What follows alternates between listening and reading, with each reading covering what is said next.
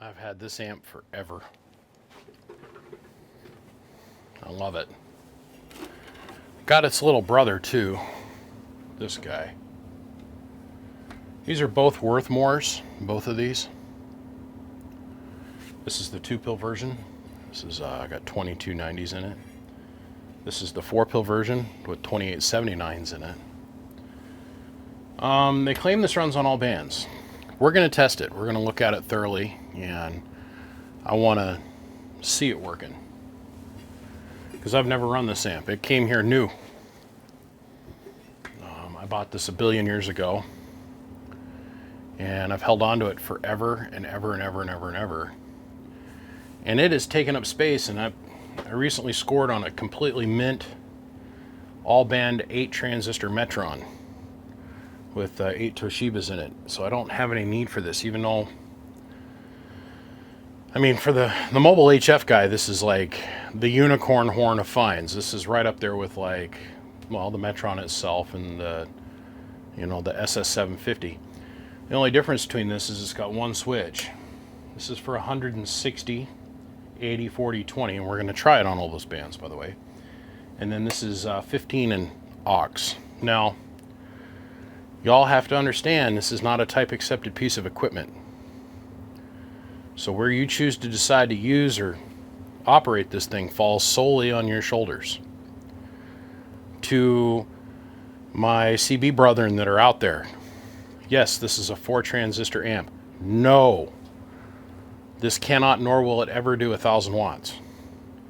So the guy out there that's got himself the striker and wants to leave this in the aux position, it'll work for you, but you're going to see significantly less power than what you'd get out of a mono-banded amplifier. This is a brick tank shithouse. And what I mean by that is it is a tank. Paul Worthmore, he was manufacturing these things quite heavily, and sure enough, you know, whoever ran him right out of the business. But his equipment worked really, really well, and it was spectrally fairly clean. It's just he didn't go through the paperwork of doing the type acceptancy bit. So I'm going to get rid of this underneath the auspices of it's an experimental piece of equipment, and I'm going to leave it like that. Okay. I honestly cannot wait to show you guys the inside of this. There's no dust on this. There's a little tiny scratch that runs down this side of the cabinet. Other than that, the thing is just the way I got it, which was new. And when you see the inside of this, you're going to be like, ooh, it's pretty. Because it is. Let's take a look.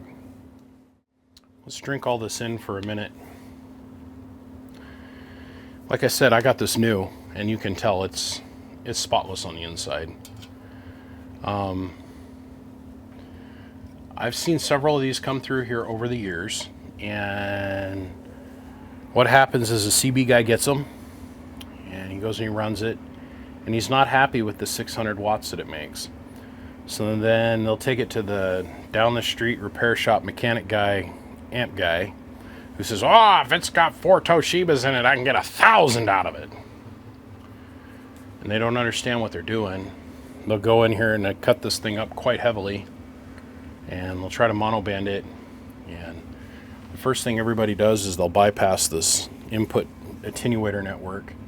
And yeah, it makes it produce a little bit more power because it gives the transistors a little bit more drive, but then the input tune's all a mess for them guys on 11 meters.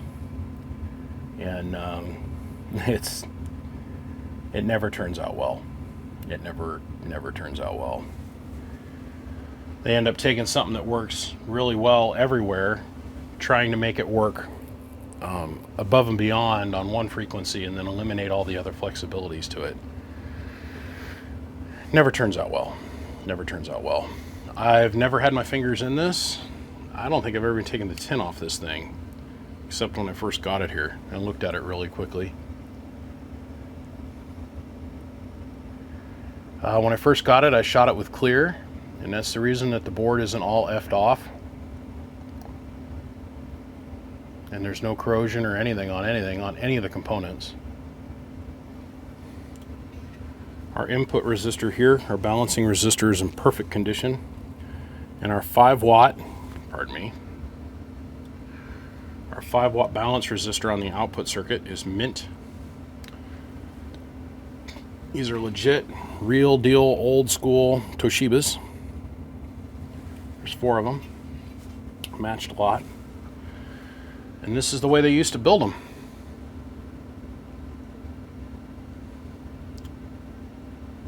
When you flip this switch here into that position, that is your 15 and your aux position for the band of operation. And all that does is grab this relay up and it brings this capacitor into play. That's it. Adds a little bit more capacitance on the output tuning network for the shorter frequencies. Otherwise, 160 and so on is pretty much straight through. Oh, let's see, the RF comes in on this trace, comes around, goes through our first set of attenuator pads, and then this is a controlled resistance back to ground. So attenuator, attenuator, capacitor, capacitor, ground, ground, and then this resistor here is a voltage divider. Comes around, goes to the splitter, gets to, it splits the RF, goes the input for this 4-pil section, input for this 4-pil section. This is the tuning capacitor for the 4-pil section, tuning capacitor for the 4-pil section, and the tuning capacitor at the tuner. So it's the sum total of capacitance here. So what they could have done is, instead of having a cap here and a cap here and a cap here, they could have summed that amount of capacitance here, but it would have been slightly different. Because remember, on both sides of the port you want to have a balanced 50 ohm reference. So, but this also increases our kV rating by splitting this up. It's a little bit tricky. You don't really want to build like this, because if this capacitor and this capacitor aren't exactly the same picofarad, you can wind up having an imbalance on the output. Same thing going on here and here with this in combination.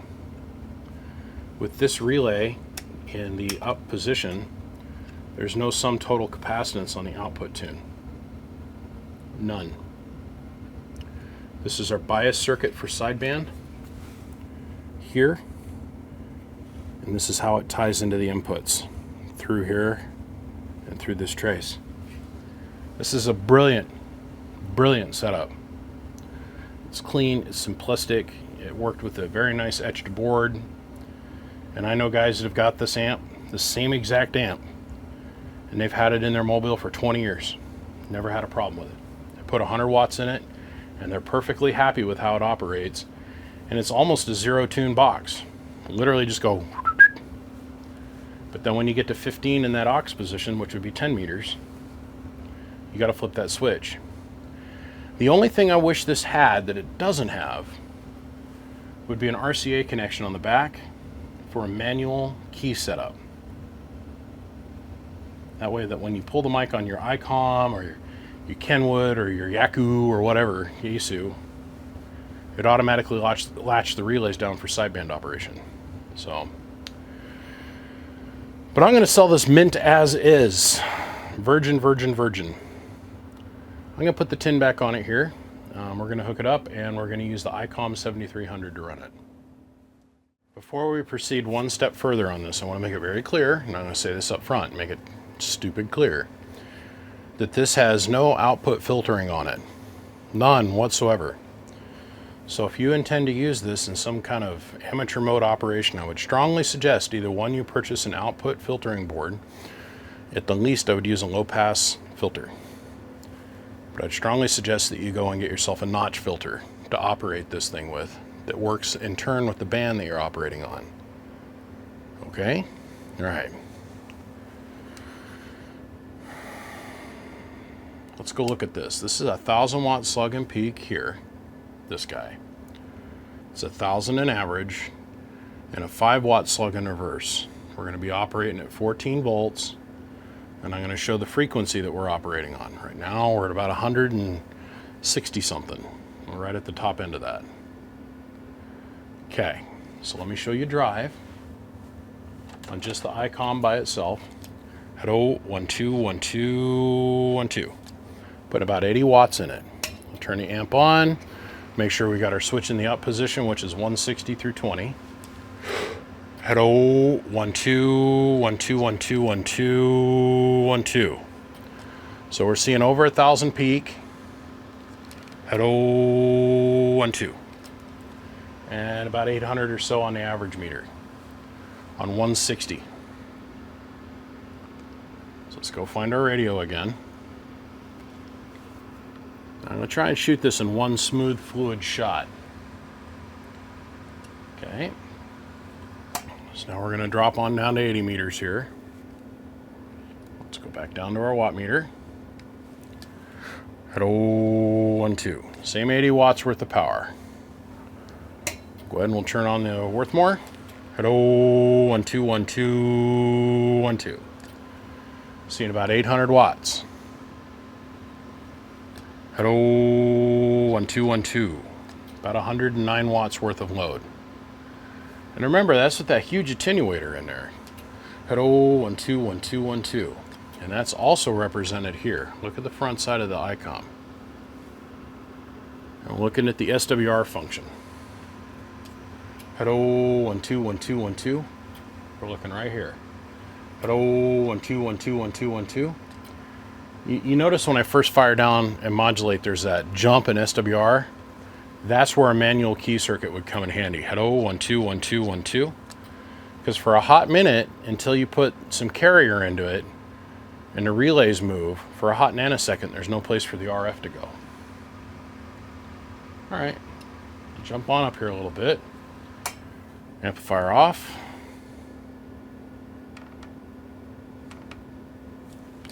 Hello, 1, 2, 1, 2. Once again, amp back on. Hello, 1, 2, 1, 2, 1, 2, 1, 2, 1, 2. Got our 800 watts of power. So far we're doing quite well. It's consistently 800 or more. So let's jump on up here. Let's turn the amplifier off again. Hello, 1, 2, 1, 2. Hello, 1, 2. There's our 600 watts of power. Hello, 1, 2, 1, 2, 1, 2, 1, 2. Okay. So let's take a minute and let's look over here.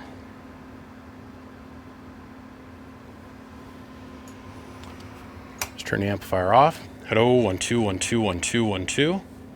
That's our primary signal. Hello, 1, 2, 1, 2, 1, 2, 1, 2. Okay. Once again, because there's no filter on this, this would be great in a mobile application. I don't want to be running this from a base. What you just seen was, I mean, we're 200 megahertz wide. So we're seeing a second low harmonic come out of this thing that's 35 to 40 dBs down, 35 dBs down from the principal. Okay? Once again, like I said, you really want to make sure you run a filter on this. Just in all transparency. So, let's go ahead and let's back this out again. Oh, wait a minute, I'm up here. Let's go ahead and we'll take a look over here. And we'll go ahead and we'll say, there. Flip the switch down to the aux position. We'll turn the amplifier off. Hello, 1, 2, 1, 2. Hello, 1, 2, 1, 2, 1, 2, 1, 2. See how our power's falling off as we're going up in frequency? That is the disadvantage to having the all band, all mode, not individually tuned for each frequency amp. But in the mobile, I think you guys could understand how that would be very helpful. All right, let's go right on to the 10 meter position. Let's turn the amplifier off. Hello, 1, 2, 1, 2, 1, 2. Even the radio is starting to drop off in output power. Yeah, power's at 100%. Hello, 1, 2. All right. Let's go and kick the amp back on. Hello, 1, 2. Hello, 1, 2, 1, 2, 1, 2. Audio, 1, 2, 1, 2. Test, test, test. So this thing's obviously set up to run down on the lower frequencies more efficiently. Of course, it is a little bit easier to build power down there. So once again, 160. Let's drop the radio to 160. There's 160 in operation. Hello, 1, 2.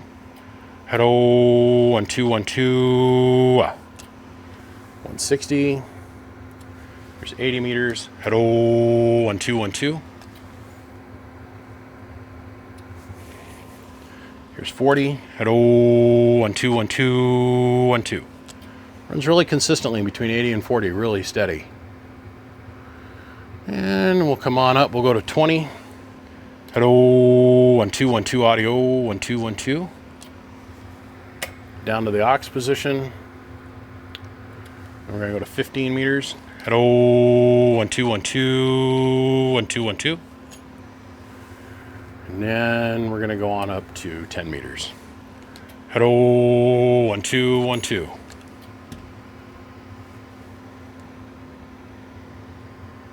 Sorry, the phone's over here ringing. That's it, man. This thing is what it is. It's a beautiful, beautiful example of Worthmore technology. It works everywhere, but like I said, you're going to want to make sure to use a filter. I'd probably use a high-pass filter on this thing. Or low-pass, high-cut filter. So it cuts out the high-end stuff, so like anything over 50 megahertz, I'd cut it out. You know what I mean? Anything over 30, I'd cut it out, but this thing is a very desirable piece of equipment, and this is the cleanest, nicest example of it I think you'll probably ever be able to find. Like I said, there is a scratch down the side of the cabinet here, in full disclosure. Other than that, it is blemish free. It will come with the Anderson clip and the auxiliary power wires. So, yeah, let's get this thing buttoned up and let's be done. Well, okay, enough serious talk. Let's have more fun now.